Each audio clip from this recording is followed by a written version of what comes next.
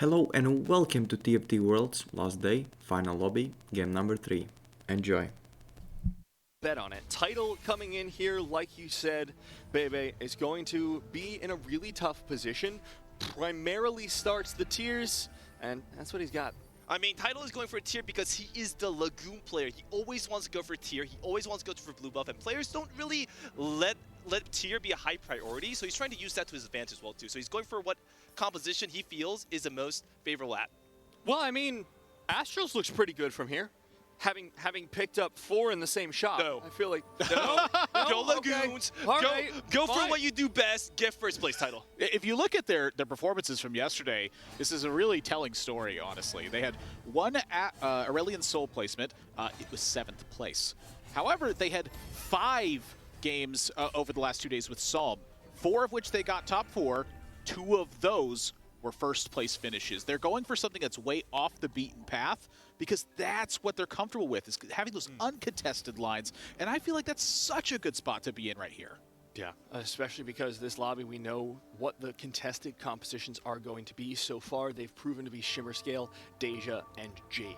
I mean, you gotta be very careful. Like sometimes when you're offered these options that may seem good, it's always best to go for the build you are most confident in. Believe in the heart of your cards. Believe in your Pokemonite, and Stomp is right now Title's Pokemon. All right, we're going to be coming into the first Augment round of the game. Title got a couple of options. Darkflight Crest, maybe. It has to be Ancient Archives for a Lagoon Spat, right? Or, I mean, it could be a reroll. Oh, cool. True. Yeah. Ooh, Juanmi has offered Eternal Protection. Wow. 90% sure he's just going to nab that one. There's just so much crazy stuff going on. And I love the gold augment openings because they're strong, but they're not ridiculous. I feel like when it's ridiculous, though, it does get me even more excited.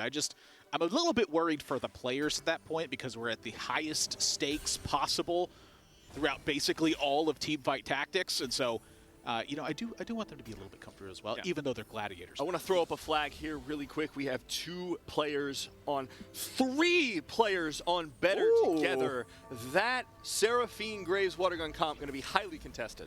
I mean, this just shows exactly how much players in high-tier lobbies prioritize these tempo plays. Better Together is one of the strongest augments in the game to get a very strong start, and also has a very decent finisher with Zeke's. So I feel like these Shiny players are going to make this game very hard for the players that do not have good tempo.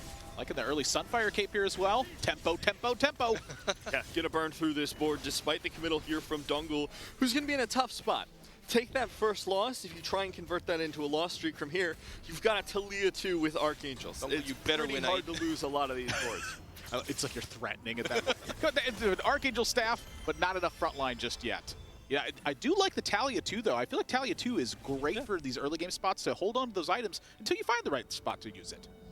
Here, looking across the board, one of the players that I want to focus on as well is Juan Mie. Picked up personal training, an augment we don't traditionally see very much. What it does, in case anyone's curious, you get that additional health from being next to a bruiser at the start of a round. It's going to give you a lot of power early. I've seen some of the personal training stuff actually go into the Kaisa reroll comps. This is something I noticed when I was working with Dan, and I watched some of the China VOD reviews that he was doing. It was so strong to just boost it by a massive amount of health at the end.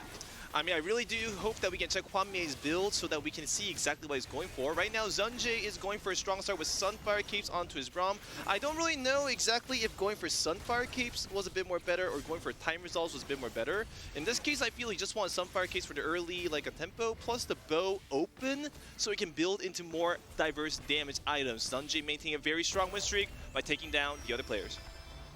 Yeah, Clear Mind on the other board there for Life's Bad. Same vibe. Same vibe. Just like a clear vibe or a clear mind. Clear vibe. Yeah. Clear mind, it is just like, that's so much XP you get. Yeah, and we saw Rainplosion go for it in a previous game to middling success, but what it does, it allows you to accelerate your economy because you don't have to spend gold on your levels. Oh, it's Rainplosion's board. This is at This is Nathan's favorite board at the moment. Woo, let's go. Yeah.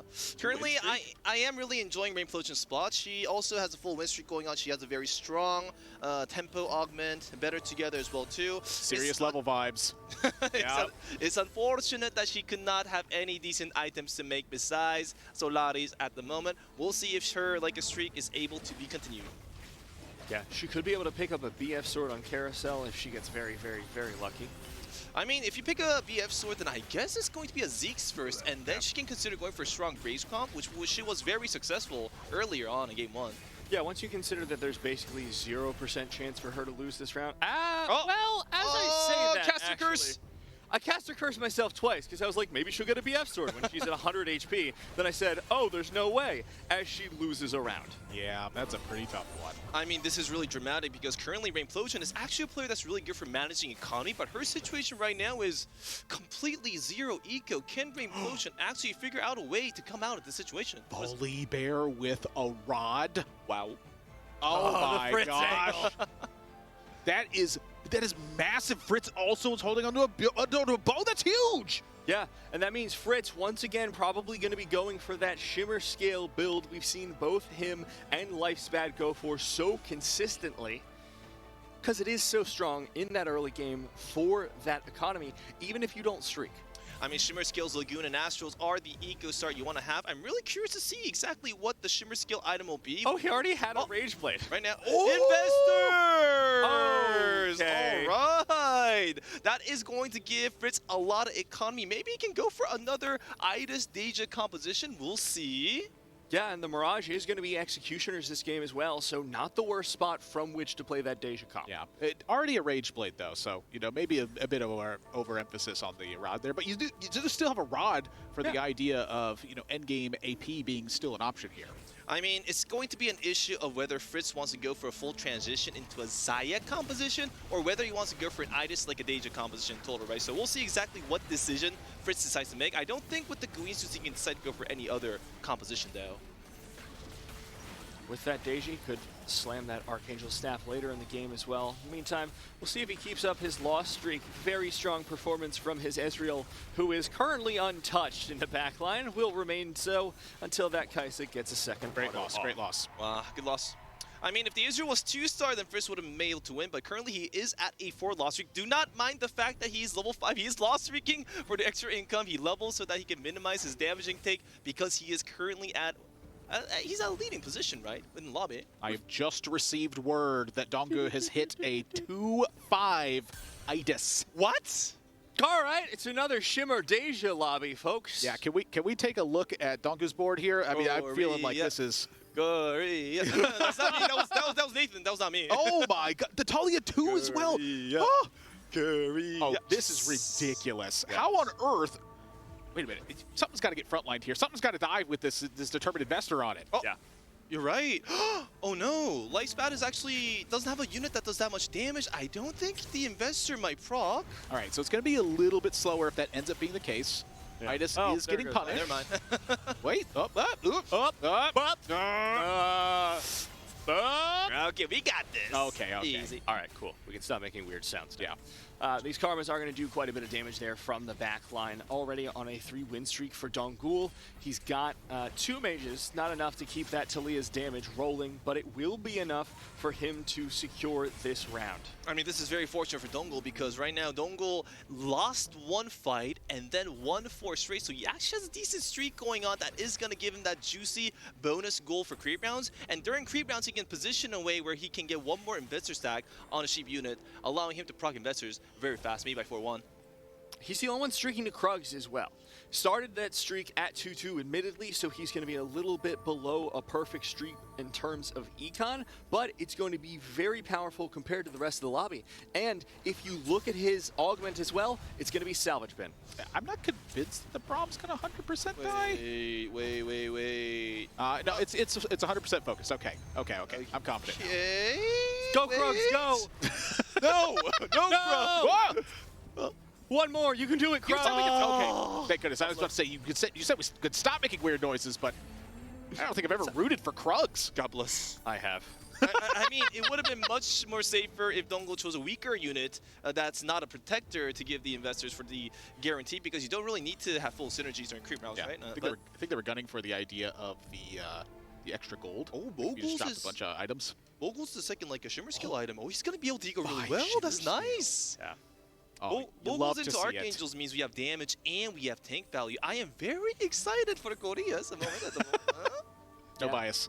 And our other Shimmer Scale player across the lobby, Fritz, is having a bad time, so Dongle's in a great position. Well, we have just received word that Deja has been found by Fritz in this okay, one. not having a bad time anymore. Yeah, maybe not having such a bad time. Oh, fantastic. We'll see.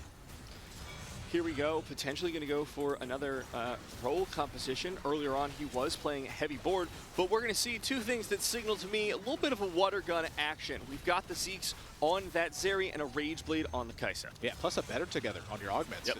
We have 3 players who really could be hunting down for the Graves Seraphine composition, which means that it's inherently much harder to find it at that point. As the augments come in, I'm going to make a call. The player who does not go for Deja Shimmer or better together water gun is going to come out of this lobby in the top 4. Oh. Both those compositions are contested at least 3 ways in this lobby at the moment. Right now, we are looking around the players. I am checking Title. I am checking Hwanmei. I guess we're going back to Dongle's board. Now we're going back to Title. All right, we got Title. And Title actually has a very decent Xayah composition base. He has Morel Namicons for Shyvana. He has Guinsus for Xayah. His HP total's high. He has 4 win streak going on. He's also going to be able to farm items with Loot Master. Yeah, I mean, the Loot Master is really, I think, the whole feature of this right now. You know, great to find Jace early on. Let's not ignore that one.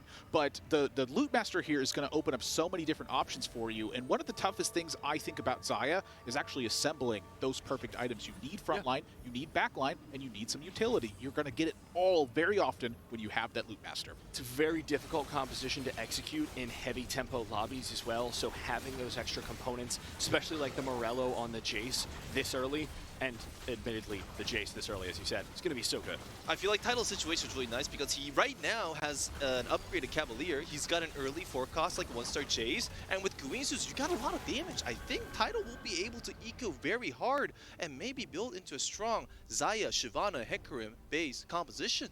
Yeah, I'm watching the scoreboard to see where Dongle goes. He will take a loss, so Title, the only one currently win streaking, and he's streaking to 5. So he's in a great position for this composition in the later stages of the game. Yeah, I am, again, liking what I'm seeing, though. You know, you mentioned the low-tempo lobbies and that being like a bigger deal. The Silver Augment is such a wonderful find when you're going for the late-game situations. You're like, okay, no one's just stacked to the brim just yet, but there have been a lot of dragons found. I mean, like, we are looking at Fritz's board, and he does have the Deja. He also added his Shimmer skills. How much stacks is that on investors? Is he gonna go for the exact same comp as the Argentinians played in the previous games? Makes sense to me. What is it? How much is stacks? Let's see. Probably Nasus, I think, will be target. 5 stacks? Oh, nicely done. One more round will secure it. Of course, he doesn't have the Itis there, but it's not going to be a problem for him because his backline is going to be rather strong. It's the Shimmer Scale emblem that's really enabling this, too. Sometimes it's so hard to find the Shimmer Scale aspect because if you don't find it early enough, you don't get the payoff of it. You don't get the benefit. You know, at that point, Itis just becomes a strong unit very often. Later in the game, you want to see like needlessly big gem and things like that. They work a lot better. But right now, this is like, it's still a spot where I think it's an enabling factor. I mean, we're back to looking at Dongle's board at the moment. He did manage to find Giant Slays and Archangels, and I feel like that build, the potential compositions that he can go for with that build, I think is Deja into a 5-cost dragon. All right, I'm waiting to see the items here. So still 4 players who have not slammed a full item right now. That lets you know exactly what their plan is. It's to build the absolute strongest thing you can. Yeah, but look at these health totals down at the bottom of the board. You're starting from 58, 58, 66. And, you know, 72 is fine, but then you jump up at the rest. They're all above 80. So already we're seeing a clear delineation between the top and bottom half of the lobby. You know, just to avoid panicking there, I'm just not going to acknowledge that. Very good. That is correct. As in contrast to the previous games, there isn't really a clear win streaker and there isn't really a clear loss streaker. Every player, even those in the top 2, have been win, losing in a sense. So the game will actually be quite a bit more evener than it seems. We saw Parasias sitting on the bench there. Is that what that was? What's that? Will be contested here by title, so both of those Jace players- 2? Yeah. What? With the Jace champion 2 duplicator still 3-5. sitting here, though. Yeah, I mean, I guess it's a pretty good start. Another Jace 3-star game?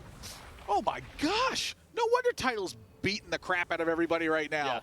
If he's able to full streak in a 4-1, he is in the best possible position. Worth noting, he did level up to level 7 to try and secure that, down to 20 gold. If he takes a loss at any point during this stage, it will be just devastating. I mean, the first thing you have to do is you have to have the Jace take a loss. Like, that thing's not even being contested right now. Fair enough. I mean, never forget the title currently is at 5 points in total. That is very, very low in the lobby. So let's just say his RNG is balancing itself. He's not hacking into Riot's code. No, this is very fair from a long-term perspective. Okay, long-term perspective. Entering the mainframe. All right, Title is going to keep on holding. He is not offered Zayas, but I definitely think this virus is going to be good enough for him to at least hit level 8. Yeah. I'm not pointing at that Jace. That virus is good enough. I'm just going to point at the virus. And we'll see what... Oh, Junji actually going for a Yone 3-star composition. That's neat. Yone 3-star without anything that really supports it just yet. Found the rapid fire cannon and the Ginsus. And yes, those are great items for Yone, even best in slot. But that's all he's got. Not particularly strong combat augments here. Yeah, there's two things I think to highlight about that, which is number one, you have a Pandora's bench, which is going to be finding that faster. You know, it's critical timing for finding that Yone. The second one is that it's on executioners. So when you find somebody at that low health total, you're now getting these major critical strikes. So you kind of have like a natural counter to Guardian. I mean, you also have to think about Zunjay's position. His position is completely opposite Title. He's at 11 points. He's at the lead. He's number 1 in the lobby so far. So he doesn't really need to take risks. If he just goes equal, then even if he gets first or not, he will have a very high placement over on the lobby. So going for a very cheap 2-cost carry composition to save as much points as possible is actually a wise decision. And with that win, we can see Title did make it all the way into 4-1 with his streak intact, so his economy will follow much the same. Yeah, on me, I saw Kaisa 2 pop up, rank pollution go into 7 during the creep round. I've been noticing a lot more gold expenditure on the creep rounds as we've gotten into stronger TFT players just in general. Like that skill ceiling is getting tighter and tighter packed, and I just love to see it. That there's so many ingenuitive plays and resourceful plays that players are finding. Wow, this is beautiful. Hwanmie put Kaisa right in the middle, so that not only will it proc Diamond Hands, you get the most amount of Lagoon stacks because the Wolves attacking Kaisa charges mana as well too. Beautiful position for Hwanmie right there. Also, just a lot of Kaisas that are sitting here right now. What is that, 7? Yeah. Well, and you called this from like minute 1, Nathan. I said, hey, personal training, and you were like, Kaisa reroll. Yeah, I mean, well, Dan called it like 2 weeks ago. Predictions coming true. I mean, there's also something to note that if you look at the Chinese... Wow! So if we take a look at it... if we take a look at it, the Chinese players are both. Zunji's going for Yone, Hwanmei's going for like a Kaisa. They're supporting each other. China is standing united, and that Kaisa is the result of such efforts and cooperation. And now we see that Kaisa with the blue buff on her back. Battle Mage is ticking, and she is tearing through this board, even with Life's Bad's level 8 4-1 ASO. Almost at 120 on the Lagoon stacks as well. You know, that's really where that first big thing kicks in. You get to a certain point, the Lagoon stacks are just overwhelming. It's like, here you go, here's a bunch of free stuff. But, well, it's, you know, I'm sorry, 140, excuse me. 140 is where that first big one kicks in. You get an item component, and it's like, whoo, let's go. Here we go, 4-2. Final augments coming out for all of our players, and it will be a gold augment round. And I mean, one thing to notice about these Chinese players is that I would think that if you're at 10 points, so if you get a first, that's 18, right? Maybe they will gamble for first or second place, but they're actually still going very safe. They're going for these like a secured, guaranteed composition that they know they'll get a good placement. And oh wait, what is that? Dongul just has so many dragons. Yeah, it's just a dragon bench. I'm seeing so many rerolls across the augments as well. Nobody is messing around in this one. Everyone feels like they're hunting down a first-place finish. Shyvana, one more Shyvana. Come on. Natural Shyvana. Let's go. All right, he's not going to roll any further. Duplicator. Oh, true. Everyone's getting one because they're all good Shiver Scale to get Diamond Hands. Oh, so true. Thing's ridiculous. Vogelsmail going to probably be popped onto that front line, but we'll see if it's that or the Diamond Hands. Is a Thieves Gloves goes down on the Zoe, and that's going to be great for her because she rolls a Shojin off the bat. I mean, I feel like the itemization setup is determination that he wants to go for something like Aoshin or like Acel, but I feel like it was better to go for maybe IE and Jewel Gauntlet so that he can maybe prepare for an early Shyvana 2-star because he does have already one Shyvana on the bench, and Shyvana 1-star does not do little damage as well, too. Two things that I want to say about that, which is number one, the Giant Slayer could be better for later on, and then number two is you get the Thieves Gloves because you went for this. So Thieves Gloves, I mean, it's always pretty good Thieves Gloves. You get Locket, you get Zeeks, you get Shojin, all of those items can be beneficial. We did see Rain's board. She's picked up the Graves Seraphine composition, currently second in health, able to beat that board we were so high on just a minute ago. Wow, Reimplosion actually played this really well here. Economy was actually kind of dead at the beginning of the game, but she still kept on building into a clean composition, saved up eco, went for a Graves with quite nice itemization, has a really good gist.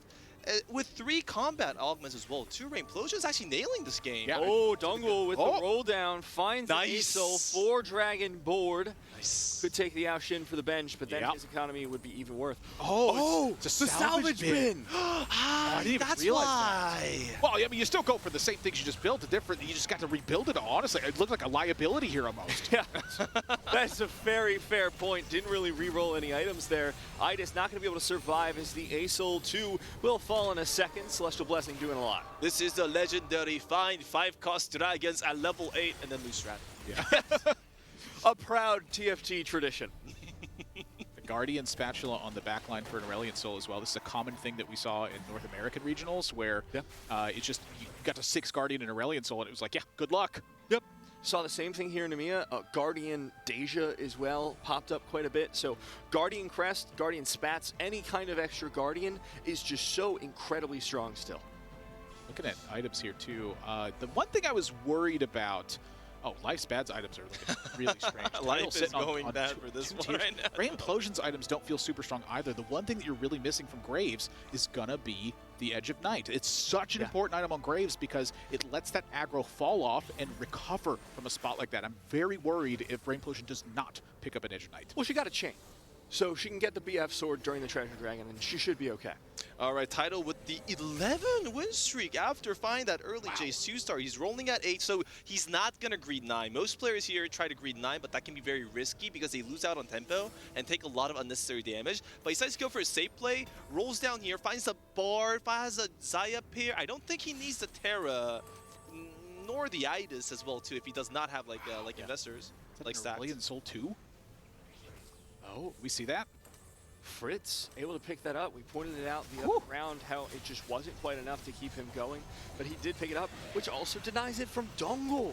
Shyvana crashing down, big stun, maybe buys you a little bit of a health total here. You do need some time. I mean, this is some slow shots to get online here. If Tidal wins this, he has a 100 HP Soraka. This win is actually really important because if he gets a 100 HP Soraka ready, he actually will be able to continue his win streak. Can he do it? Can he do it? Can he do it?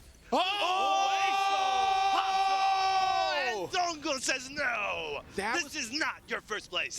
My instinct inherently was telling me, this is a weird spot to roll down. You're at 100 HP, you have the gold to do it, you have a reasonable board. This is an easy level 9 to build this out. The Soraka was the exact reason why. That is a great spot, baby. Now we have a triple contested Acel. Our players are magnetically attracted to each other's competitions. I cannot explain it. The wavelength. Well, you had the Deja. I sure Nobody else was going the Deja anymore. TFT always offers people the same options. There's never a case where you're offered this, you're offered that. No, everybody gets like a Dejas, everybody gets like Acels. 5 HP remaining here for Life's Bad, running into Dongle's Dragon board. This could be the last breath of our Argentinian player as Acel fires away. Shyvana into his front line, dealing so much damage, dueling galaxies in the middle of the field, but no mana generation for Life's Bad. Again, covering the full field. Diamond Hands will proc, and it's one more ultimate from Life's Bad. Ooh. Gets the Acel low, still alive. The next one should take it, and Idis will finally fall. Life's Bad survives to the dragon. Man, what a fight, what a fight. I also need to mention that Dongle's board there, he could have just sold the items so he can move the items to Terra and put that in the front because that actually does a bit more damage, but still that was a magnificent fight to see for sure. As we move to the Chaos Dragon here too, it's still, Jungkook is looking for that 3-star Yone, despite the fact they've had Pandora's bench, and despite the fact they're on 14 gold, still not there. This is arriving way later than it should have. Finally finds it, but going into 5-1 is not where you want to find this spot. They went that composition to preserve the health total, to pressure the rest of the lobby. And right now, Lifespan has an Acel, but I think Fritz had an Acel 2-star? Yeah. Yeah, these It is triple contested these across the lobby. Argentinian players are playing a bunch of Acels for sure. That is a front line. Wow. 6 Guardian Diamond Hands in the bank as well. Guardian Jax sounds particularly terrifying to my ears. I don't know about you guys. I mean, the most terrifying thing about this is that this guy has 56 gold with an Acel 2-star. Very true. You know, I was about to say, I'll disagree. I think the Aurelion Sol 2-star is really the most dangerous thing about that. You don't have a glimpse of the 50 gold necessarily, but when you realize that as well, it's like it just goes from horrifying to terrifying to, oh my gosh, how on earth do I do anything? Oh wait, Implosion couldn't find Graves 2-star, unfortunate. Yeah. So Lifespan has a chance to survive here. We'll see with the... Wow, look at Acel ults consecutively with the Manizane. Doing so much, but not quite enough as the Graves survives yet another ultimate. Can Acel get it out in time? Half health of the Graves. Graves survives with a sliver, and Lifespan does not. Wow. So close. This highlights how strong Graves is, but honestly, I'm still worried for Rainplosion this one. You don't have the Edge of Night, and that's partly because of the way that the Dragon ended up showing up. It's just going to cause you to make compromises at some point. So an 8th place finish from Lifespan here. That's not the spot you want to be in right now, but looking from the bottom up, again, it's still a canyon from the bottom to the top right now. There's nothing close about this until you start looking at the middle of the pack. Yeah. Now, if you look at Zunji's board, he did go for Yone 3-star, but as you guys said earlier, the augments aren't perfect, the composition isn't perfect, so he's been just taking damage and focusing on dying slowly. The only thing that Zunji right now could be happy about is, hey, because of my early Yones, you got the guys at 3 stars, so that is a good thing. That is a good thing, but Zunji probably really wants to win this so that he can guarantee 18 points for at least the next round. Zach and Jax 3-star there for Hwanmie. Across the board, direct opposition. Massive upgrades for Hwanmie. The former world champion will soon be able to take down Xunga's board. The Yone 3 was just too little too late, as one more Kaisa will rain down Fury. It's a Dragon's emblem. It's the extra HP that you're getting onto your Kaisa at this point. That is actually going to be a tough one to contest. Even when I think you look at the rest of the lobby, I think it's a great spot to be in top 2 with that Kaisa right now. I wonder if there's any method for like a Zunji to get stronger at this point. I'm trying to look, maybe a Pantheon, maybe he wants to find Braum. It's the Braum 3. I mean, that's the only thing you're really in a position for at this point, right? But at mid-stage 5, this stage 5-3, it's going to be stage 5-5 soon. Braum 3 is far too late to appear. Hey, you're trying to move up one more slot. One more slot. Just one more slot right now. We know this arrived late. It's a low roll situation for Xunga. How do you get it most? We're going to find out this fight. This is going to be a dangerous one. Fritz, of course, with that Acel 2, does seem like it's going to be a disaster here. But Yone's in a great position, able to safely get through that front line. But now he's stuck on the Zac. The Giant Slayer is doing a lot here. Wow. Ooh, hits the black hole. It's just gone. He's gone, and now, unfortunately for Xunga, after such a long journey this game, there's so much gold rolled down, he will take that 7th place position. We've got 6 players left on the board. I mean, that just shows what it means to have an early Acel 2-star into 2 damage itemizations. The DPS output actually 2-shot Yone 3-star. Very strong, for sure. Now, looking at this carousel, there's a lot of options here. I think the Dragon's Claw is going to be underrated. Glad to see Fritz pick that one up. There's so much AP in this lobby. Very surprised that Zephyrs wasn't really that popular amongst the bottom players. I guess they're just really struggling to find the key itemizations for the composition to work. Yeah, it's also just like the Zephyr I don't think has been quite as powerful in this set in general. There are moments when it absolutely is ridiculous, but I feel like its small difference hasn't always really been the case. It's a lot better against like Aushin, for instance, than it is against Aurelion Sol. Aurelion Sol's looking for like that 15 to 20 second peak.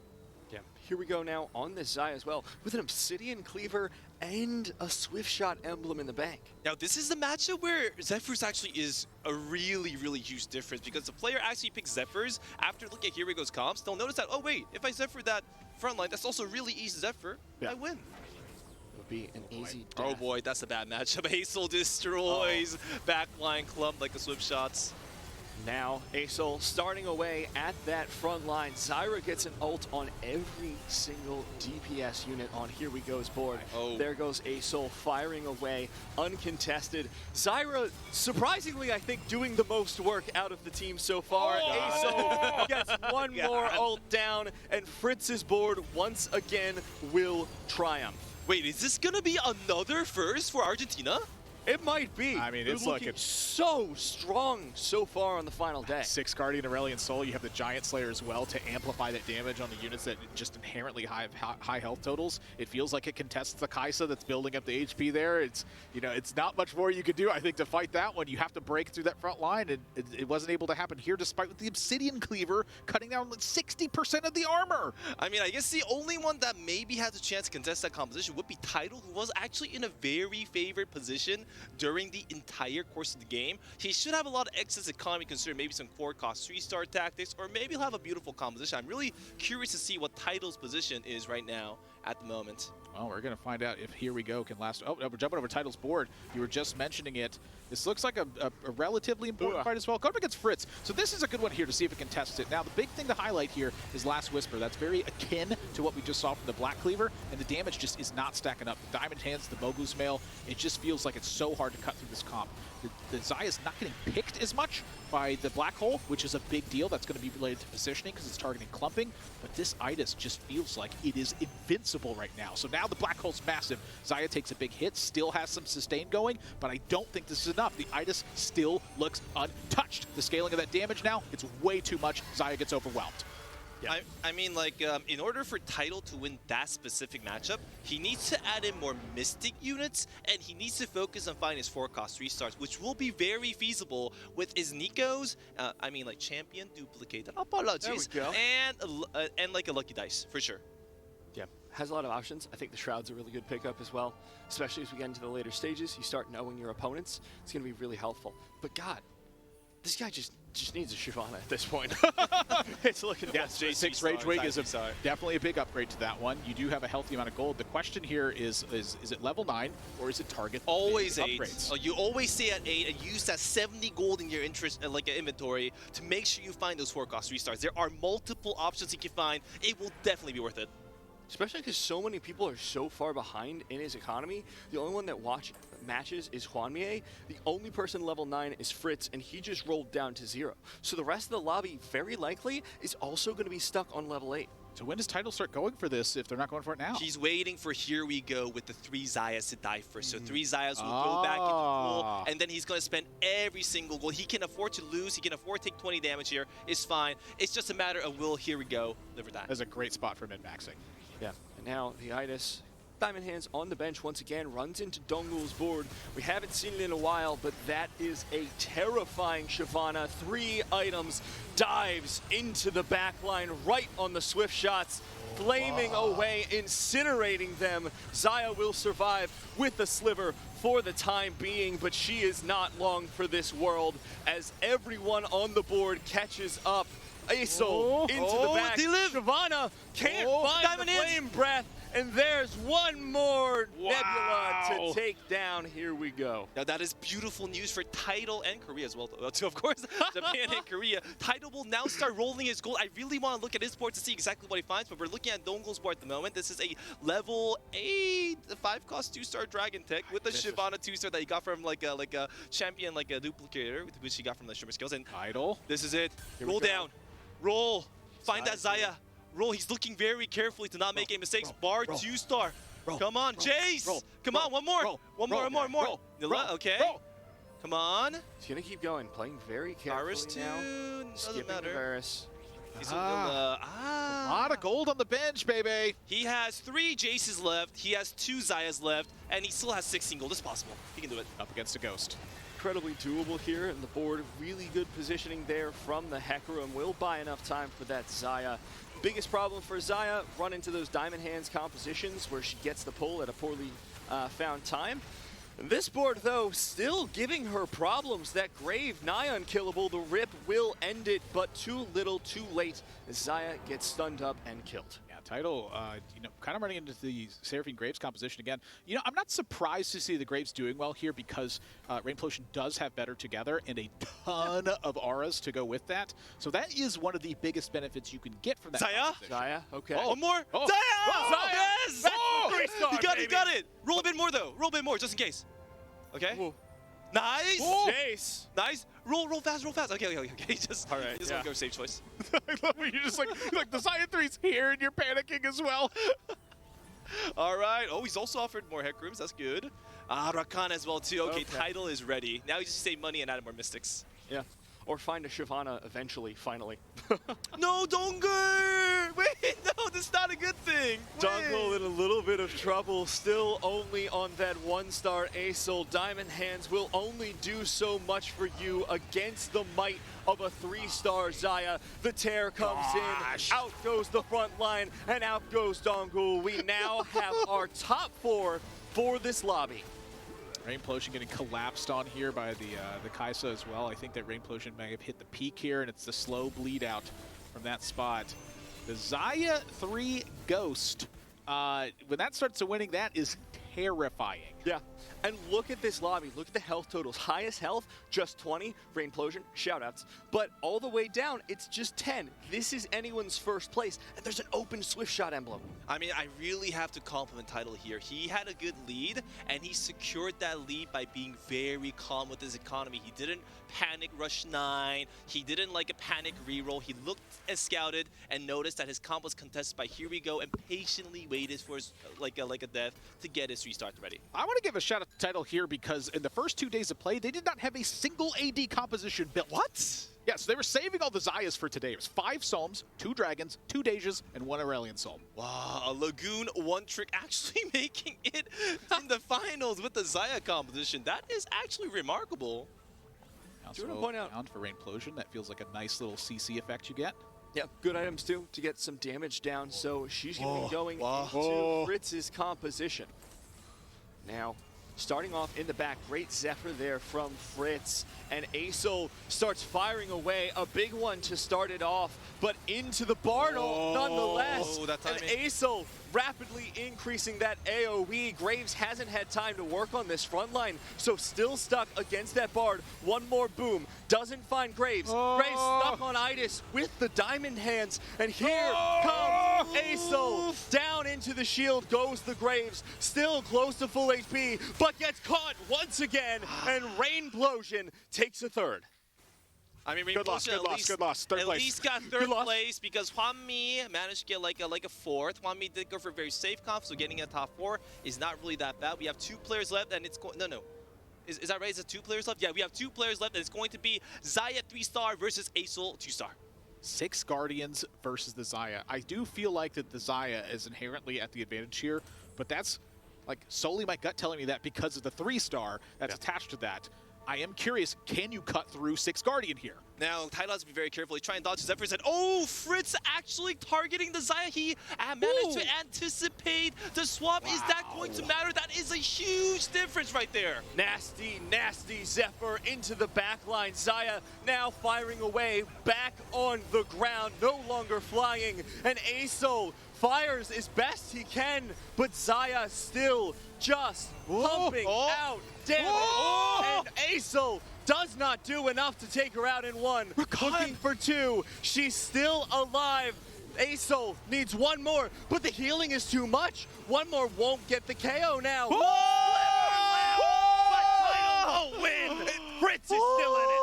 That is all the Rakan. Rakan is the MVP of that fight, shutting down that Zaya's attack at such a critical timing. I mean, Fritz, wow, that Zephyr placement, I have to notify. That Zephyr was their exact reason why Zaya had that few less Guizu stacks. Zaya did that few less damage and eventually allowed him to win the fight. It's not just because he has Acel 2-star early. It's because he actually managed to maneuver that perfectly. Great play from Argentina. Wow, that damn. So Let's go. I'm very curious about this now, though. The Zephyr cheese is clearly clearly an important factor to this. Do you ever sell this Rakan and find something that has to go into place? Perhaps another Rakan about that, because it feels like hitting that Zephyr at the critical moment is manipulated by the fact that it's on your bench sometimes. That is actually a perfect point. In this situation, you always sell your Zephyr hold unit so you can replace and have more options to hit, because he has that item open slot on Bard, he has that item open slot on Seraphine and like Anasis, and that could actually catch him off guard. He doesn't always have to aim after Xayah. He can also aim after units like Hecarim to delay their enemy like a CC as well too. He has multiple options to consider. The Mystics, not as important in the matchup, so that's something to highlight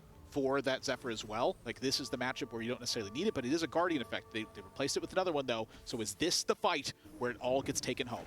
Both corners, Zephyr is ready to be It hit again! Will land It it hit right again! onto the Xayah. Last time this one was close. Hecarim finds massive CC, but not onto the Aesol. He starts his first barrage as Xayah rips through the front line once more. Uncontested though in the back. The carries for Fritz will stay alive as Xayah rips through one more unit. Only Idis and Aesol left to take this home for Fritz. And it's not gonna happen! Tidal takes it! Wow. Perfect positioning from Fritz, but Tidal actually managing to take first place back, currently at 5 to now 13 points for